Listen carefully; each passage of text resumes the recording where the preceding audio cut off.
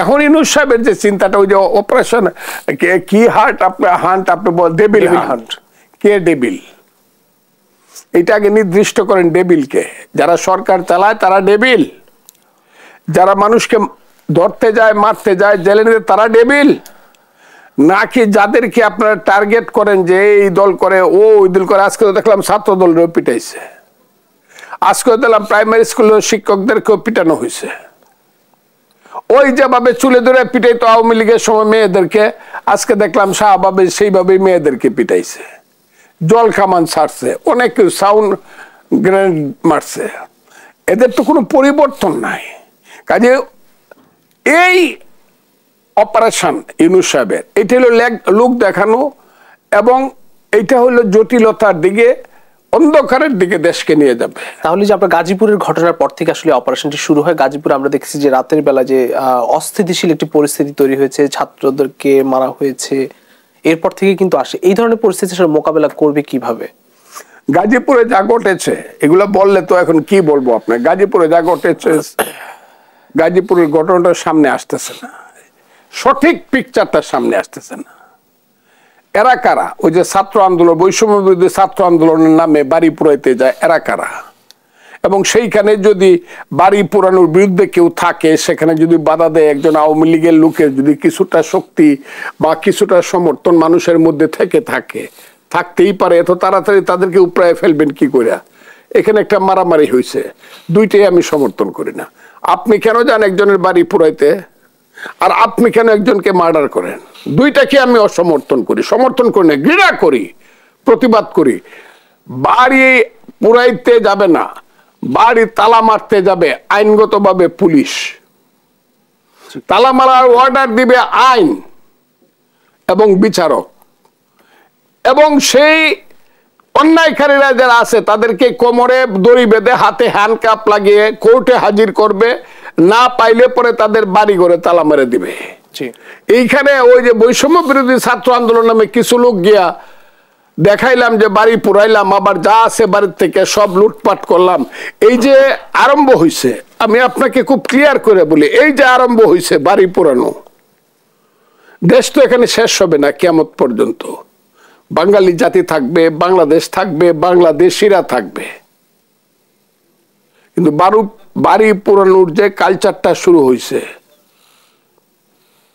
আমি কি বলবো, এর চেয়ে সর্বনাশা একটা সিদ্ধান্ত এই পৃথিবীতে, এই দেশে কোনোদিন হতে পারে না, কোনোদিন হওয়া উচিত না, একজনের বাড়ি পুরায় দেওয়া। আমরা একটু সংস্কারের বিষয় নিয়ে আসি। ৬টি সংস্কার কমিশনের পূর্ণাঙ্গ প্রতিবেদন আমরা কয়েকদিন আগেই দেখলাম, এবং সংস্কারের কাজে কি কোনো ধীরগতি আপনার কাছে মনে হচ্ছে কিনা? আমি সংস্কার বিশ্বাসই করি না। এরা তো এগুলো তো এরা সরকারের সিদ্ধান্তে নির্বাচনকে, জনগণের প্রতিনিধিদের হাত থেকে দেশকে দূরে রাখার জন্য, আর এরা দীর্ঘদিন ক্ষমতায় থাকার জন্য বিনা নির্বাচনে এরা এইসব জটিলতা এবং কুটিলতাগুলো এবং এই চালাকিগুলো করে, তারা এইসব চালাকিগুলো করছে। এবং সংস্কার কি আপনি চান না? সংস্কার হোক, আমি চাই, নিশ্চিতভাবে চাই। এদের চেয়ে বেশি আমি ওই দিনও বলছি, আজকেও বলি, আমি ফজলুর রহমান আমার সামনে বাপের বেটা কেউ আসো, সংস্কারের আলাপ করি, বাপের বেটা বললাম। সংস্কার আমি 60 বছর পলিটিক্স করি বাংলাদেশে, জীবনে কোনোদিন সেকেন্ড হই নাই কোথাও, স্কুল জীবনে আমরাও লেখাপড়া করছি, আমরা পলিটিক্যাল সায়েন্সে আমরাও সর্বোচ্চ ডিগ্রি নিছে, আমাদেরও অনেক কিছু আছে জানা। আমার ওই আমেরিকার থেকে যাদেরকে আনা হয় এখানে সংস্কার করার জন্য, আমি এই সংস্কারে বিশ্বাস করি না। 40 বছর আগে একটা লোক চলে গেছে, তাকে না বাজে ভাবে আপনি মায়ের নামটা বদলায় দিয়ে ফলে বাংলাদেশের নামটাই বদলায় দিয়ে প্রথম শুরু করলেন। এই সংস্কার আমি মানি না। এতে যা হয় হবে, সংস্কার করবে নির্বাচিত প্রতিনিধিরা। এর আগে সমস্ত রাজনৈতিক দল নিয়ে ইউনূস সাহেব সহ তত্ত্বাবধায়ক সরকারের যারা ব্যক্তি আছে তারা বসবে, সমস্ত রাজনৈতিক দল, আওয়ামী লীগ বাদে, ফ্যাসিস্টরা বাদে, বৈশে যতটুকু নির্বাচনের ব্যাপারে ঐক্যমত হয়, সঠিক নির্বাচনের ব্যাপারে, নিরপেক্ষ নির্বাচন যতটুকু ঐক্যমত হয়, অন্যান্য কিছু একদম না করলে না হয়, যেগুলা সবাই ঐক্য হবে, এইগুলা ঐক্য হলেও, সব রাজনৈতিক দল ঐক্য হলেও কোনো সংস্কার হবে না যদি পার্লামেন্টে পাস না হয়। তাদেরকে লিখিত দিতে হবে এই সংস্কারগুলোতে আমরা একমত হইলাম। যেমন শাহাবুদ্দিন সাহেব, বিচারপতি জনাব শাহাবুদ্দিন সাহেব যেদিন ভারপ্রাপ্ত রাষ্ট্রপতি হয় সেদিন সমস্ত লোক মিলে কথা, সমস্ত রাজনৈতিক দল মিলে কথা দিছিল যে আমরা কথাতে লিখিত দিলাম জনাব শাহাবুদ্দিন সাহেব যতদিন রাষ্ট্রপতি থাকেন তো থাকবেনই, পরবর্তী সময় উনি যাতে আবার চিফ জাস্টিস হয়ে বসতে পারে সেই ব্যাপারে আমরা একমত থাকব। এবং বিএনপি ক্ষমতায় যাওয়ার পরে 91 সনে শেখ হাসিনা সহ যারা আগে সবাই মিলিয়া আবার নতুন একটা সংশোধনী করে তাকে কিন্তু প্রধান বিচারপতি করতে হয়েছে। এইরকম ধরনের ঐক্যমত যদি হয়, সেই ঐক্যমতে পরে ইলেকশনে যাবে দেশ, জনগণ ঠিক করবে। যেগুলো আমরা একমত হইতে পারলাম না সব দল, জনগণ ঠিক করবে তারা কোনটা চায়। এবং তারা চাইতে হইলে নির্বাচিত বেশি যারা হবে, প্রথমত মেজরিটি, তারপর 2/3 মেজরিটি, তারা এই দেশে ওই যে সংস্কারগুলো, যেমন বিএনপি 31 দফা সংস্কারের প্রস্তাব দিচ্ছে আজকে 2 বছর যাবত, কিন্তু এই ব্যাপারে অন্য দল যদি একমত না হয়, বিভিন্ন ব্যাপারে তারা এটা হেল্ড আপ থাকবে। ওই বিএনপি ক্ষমতা যাইতে পারলে বলবে জনগণ আমাদেরকে দিছে 31 দফা করার জন্য, আমরা এটা বাস্তবায়িত করি। জামাত যে দাবিগুলো দিছে, জামাত যদি বেশি ভোট পায়, বেশি সিট পায়, তারা বলবে আমরা এটা বাস্তবায়িত করলাম কারণ জনগণ আমাদেরকে এই ব্যাপারে ম্যান্ডেট দিছে। এর বাইরে না পিতার নন্দী খুরার চামড়ি, তোমরা এই দেশে বৈশা বৈশা 10টা ভোট পাইবা না, 2% ভোট নাই সারা বাংলাদেশে, বড় বড় কথা বলো। রাস্তাটা হাইটে গেলে 10,000 মানুষ দেখলে একটা মানুষ সালাম দেয় না, তোমরা হইলে বাংলাদেশের নেতা না। এই যে ঐক্যের প্রক্রিয়ার কথা আপনি বললেন, রাজনৈতিক দলগুলোর পরিবর্তনের ক্ষেত্রে বা সংস্কারের কথাই যদি বলি, সেই প্রক্রিয়া আমরা কতটা এগুচ্ছি? এইভাবে দেখেন, বিএনপির একটা প্রস্তাব আছে, রাষ্ট্রপতি এবং প্রধানমন্ত্রীর ক্ষমতার ব্যালেন্স হবে, অ্যাডজাস্ট হবে।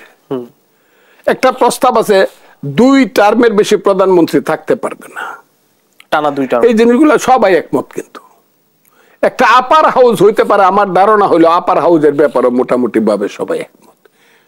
ঠিক আছে, একটা সঠিক নির্বাচন হোক এইভাবে এইভাবে এইভাবে, খুব ভালো, এইসব ব্যাপারে সবাই একমত।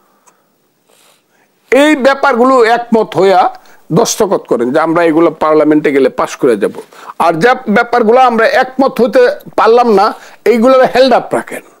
হেল্ড আপ রেখে যার যার প্রোগ্রামটাকে আপনি মানুষের সামনে বলেন। বিএনপি বলবে আমাকে ভোট দিলে আমি 31 দফা বাস্তবায়িত করব, জামাত বলবে আমাকে ভোট দিলে আমি শরিয়া আইন করব, অন্যরা যারা আছে তারা বলবে আমরা সমাজতন্ত্র করব, একজন বলবে আমি কল্যাণ রাষ্ট্র করব। সেইখানে যে মেজরিটি হবে, he will come to the parliament, সবাইকে নিয়ে তারা ওই সংস্কারটা করবে, যে সংস্কারটা এখন আমরা সবাই মিলে করতে পারলাম না। জনগণ এই সংস্কারটার ব্যাপারে মূল হস্তক্ষেপ করবে। কিন্তু আমি কথা বলবো, আমি যে সংস্কারের কথাটা কেন বলছি, ইউনূস সাহেব সহ এরা যারা সংস্কারের কথা বলে, এদের ভিতরে ভিন্ন কথা আছে। এদের কথা হলে সংস্কার না, ওই যে তারেক রহমান সাহেব বলছে সংস্কার সংস্কার করে, এটার পিছনে ষড়যন্ত্রটা খুঁজতে হবে আছে কিনা, এবং ষড়যন্ত্র আছে। তারা দীর্ঘদিন ক্ষমতায় থাকতে চায় বিনা ভোটে। তারা তাদের যে দলটা করতেছে, রাজনৈতিক দল কিভাবে করতেছে আল্লাহ মালুম। এরা রাজনীতি করে, এই ছেলে পেলেরা 1.5 মাসে 45 দিনের পলিটিশিয়ান, 45 দিনের ছেলে পেলেরা, বয়স আমার ছোট ছেলের চেয়েও কম। এরা এমনই হয়ে গেল, সকালে কি বলতেছে, বিকালে কি বলে, রাত্রে কি বলে, এইটার কোনো ঠিক নাই। কিন্তু নির্দিষ্টভাবে বিএনপি বলে দিছে, সমস্ত দল বলতেছে নতুন দল যদি আপনারা করেন তাহলে সরকার থেকে আপনাদের পদত্যাগ করে দল করতে হবে। এবং এই সরকার, কোন নতুন দল হোক আর পুরান দল হোক, কাউকে এই সরকার সহযোগিতা করতে পারবে না। কিন্তু এদের কর্মকাণ্ড, কাজকর্ম, এদের কথাবার্তা যত আছে, এদের বুক বিলাস, এদের প্রোটোকল সব মিললে কি এটা মনে হয়? ইভেন আমার কাছে তো যে 3টা ছেলে আছে যে মন্ত্রিসভায়, আমি এদেরকে ছেলেই বলি, বললে আবার রাগ করে, এরা নাকি ছেলে মানুষ না। আমি তো 35 বছরের লোককে আমি ছেলে মানুষ বলি, কারণ আমার বড় ছেলের বয়স 44 বছর। ছেলে আমার এর চেয়ে বেশি কথা আসে না তো। এরা কারা? আমি যে কারণে কথাটা বলছি, এদের চেয়ে এই তিনজনের চেয়ে আর দুইটা ছেলে আছে বৈষম্য বিরোধী ছাত্র আন্দোলন করে, ওই দুইটার নামও বেশি, এই দুইটার ক্ষমতাও বেশি। একটার নাম হইলো আবুল হাসনাত আবদুল্লাহ, আরেকটার নাম হইলো সার্জিস আলম। এরা কারা? এরা তো সরকার না, কিন্তু সরকারের চেয়ে ক্ষমতা এদের বেশি। আন্দোলনের ক্ষমতা, সংগ্রামের ক্ষমতা না, এই সবটা ব্যাপারে হইল সরকারি সহযোগিতার ক্ষমতা। কাজে এরা কি সংস্কার করবে আমি তো বুঝি না। আমাদের রাজনৈতিক সংস্কৃতির পরিবর্তন ঘটবে কি করতে চান? রাজনৈতিক সংস্কার করতে হলে তো আপনার কিছু পয়েন্টে একমত হইতে হবে। আপনি যদি বলেন বাংলাদেশকে 4টা প্রদেশে ভাগ করবেন, আর একটু জায়গা রাখতে পারতেছেন না আপনি, নাম হইল সেন্ট মার্টিন দ্বীপ। ওই যে এক ভদ্র মহিলা মন্ত্রী, তারে আর বেশি আর আমি কইলাম না, জন্ম বৃত্তান্ত বহু দিয়া দিছি তার আমি। আজকে 9 মাস যাবত আপনি সেন্ট মার্টিন দ্বীপ একটা ছোট্ট দ্বীপে যাইতে পারেন না, সব বন্ধ করে রাখছেন। হাইকোর্ট সুপ্রিম কোর্ট করে প্রতিকার পাচ্ছেন, আমি নিজে করছি। কি হইতেছে সেন্ট মার্টিন দ্বীপে কেউ জানে না, আর আপনি 4টা প্রদেশ করে ফেলতেছেন। এই দেশটারে কিসের জন্য? আপনি 4টা প্রদেশ করার কে? এই ধরনের যে এটাকে বলা হয় কি উদ্ভট পরিকল্পনা বা সংস্কার, এগুলো তো শুধু রাষ্ট্র ক্ষমতাকে দখল করে রেখে নিজেদের সুখ বুক বিত্ত বিলাস বৈভব বাড়ানোর জন্য, সুবিধা বুক করার জন্য। আজকে আপনার দল বিএনপি বৈঠকে বসছে, 6টা থেকে বৈঠকে বসার কথা প্রধান উপদেষ্টা ডক্টর মোহাম্মদ ইউনূসের সঙ্গে। মানে কি কি বিষয় আলোচনা হতে পারে, কোন বিষয়গুলোকে গুরুত্ব দিচ্ছে বিএনপি এই বৈঠকে? বিএনপি আমার দলের প্রতি আমার বিশ্বাস, তো নেতৃত্বের প্রতি আমার বিশ্বাস অফুরন্ত অগাধ। একমাত্র তাদের প্রথম এবং প্রধান দাবি হবে কবে দিবেন নির্বাচন, কিভাবে দিবেন, কি কি সংস্কার করতে চান এখন বলেন, আমরা দস্তখত করে চলে যাবো, করেন। কিন্তু সংস্কারের কথা বলে ক্ষমতাকে দীর্ঘায়িত করার চেষ্টা করেন না। অবৈধ ক্ষমতা, ওই মানে নন ইলেক্টেড ক্ষমতা, অনির্বাচিত ক্ষমতাকে, তাইলে কিন্তু দেশে আগুন লাগবে। আমি বলে দিলাম আগুন লাগবে, এরা কিন্তু দেশ চালাতে, এটা কোনো দেশ না, এই দেশ চলছে না। এবং বিএনপি যদি এই কথাটা না বলে তাহলে আমার ধারণা ভুল হবে। যে কবে নির্বাচন দিবেন দয়া করে ডেটটা বলেন। এইগুলা নিয়ে আপনিও যে জায়গাতে আছেন জনাব ইউনূস সাহেব, আমি বলছিলাম উনি 10টা প্রধানমন্ত্রীর চেয়ে উঁচু একজন ব্যক্তি জনাব মোহাম্মদ ইউনূস। এখন আর এটা বলতে চাই না, বলবো না। আমি বললে মানুষ আমাকে মারতেও পারে যে তুমি ভুল কথা বলছো ফজলুর রহমান। কাজে আমি এটাও মনে করি না ইউনূস সাহেব এখন আর freshly and frankly and finally he desires, he wants a fair election immediately. এটা আমার মনে, মানে একটা নির্দিষ্ট সীমার মধ্যে, যৌক্তিক সীমার মধ্যে একটা ইলেকশন, এটা ইউনূস সাহেব এখন চাই বলে আমার মনে হয় না। উনি তো বলেছে, একটু বিদেশি গণমাধ্যমকে বলেছে যে ডিসেম্বরের মধ্যে নির্বাচন হতে পারে। আমি দেখছি কি কি বলছে, এইটা আমি বুঝি। এইগুলা অন্য কেউ না বুঝলো উকালতি করি 50 বছর ধরে, উকালতি করি আমি 50 বছর, বাংলাদেশের সিনিয়র অ্যাডভোকেট আমি। কইলেই কিন্তু আম বুঝি, কইলে আমি আম বুঝি, কিন্তু ওনারা কি বলতে চায় আমি বুঝি, কোন দিকে নিতে চায় দেশকে। সুযোগ পাইলে পরে যা হোক বললাম না, তবে এটা মুক্তিযুদ্ধের দেশ, এটা মনে রাখা উচিত। এত কিছু তারা করতে পারবে না, তারা ওই দিকে নিতে চায় তো পারবে না। ইউনূস সাহেব পারবে না। ইউনূস সাহেব সম্পর্কে আমার এখন পর্যন্ত, আমি সবটাও বিশ্বাস করতে চাই না, কিন্তু ছোট্ট একটা প্রশ্নবোধক চিহ্ন রেখে যেতে চাই। নিশ্চিতভাবে এই দেশে আমি বলি আওয়ামী লীগের লিখতে 10 বছর লাগবে। আওয়ামী লীগ মাঠে এখনই নামবে, এইগুলা যারা চিন্তা করে এরা বাতুল চিন্তা করে, বাতুলতা। কিন্তু তারা তো সোশ্যাল মিডিয়া এখনো হাকডাক, সোশ্যাল মিডিয়া বাদ দেন, আমি কোথাও দেখছি না এইরকম আওয়ামী লীগের একটা সোশ্যাল পাওয়ার আছে, ছিল, এবং এটা দীর্ঘদিন থেকে যাবে। কিন্তু it will never turn into political power at least within 10 years. 10 বছরের মধ্যে এই সামাজিক যে পাওয়ারটা, এটা রাজনৈতিক পাওয়ার হিসাবে দেখা যাবে না। কেন সামাজিক পাওয়ারটা তাদের থাকবে?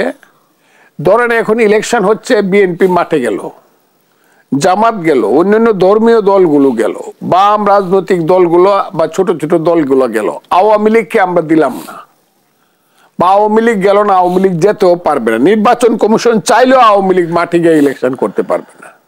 কিন্তু আওয়ামী লীগের একটা ভোটার সংখ্যা তো থেকেই যাবে।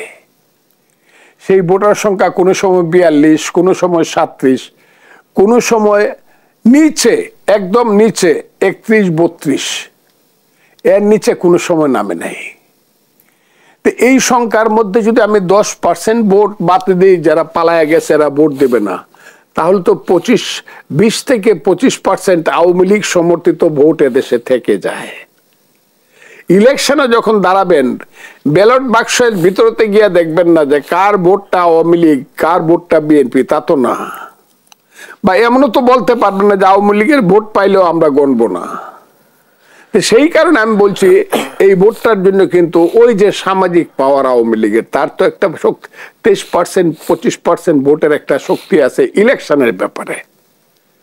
রাষ্ট্র ক্ষমতার ব্যাপারে যদি ওই শক্তি নাই, কিন্তু ইলেকশনের ব্যাপারে তো সবাই যাবে। তাই আস্তে আস্তে ধীরে ধীরে যে ব্যাপারটা হবে সেটা হলো আওয়ামী লীগ একটা সোশ্যাল পাওয়ার হিসাবে আরো এস্টাবলিশড হবে, এবং 10 বছর পরে গিয়ে আস্তে আস্তে ভালো মানুষ যদি কেউ থাকে, আওয়ামী লীগের একটা রাজনীতি আসে, তারা দাঁড়াবে।